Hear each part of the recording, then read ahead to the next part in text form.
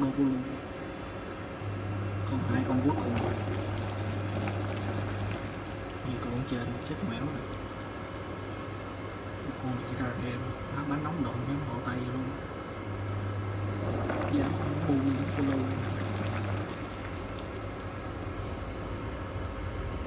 Rồi mở mình gọi luôn. Con lọ kỹ chưa được không chắc lên đường.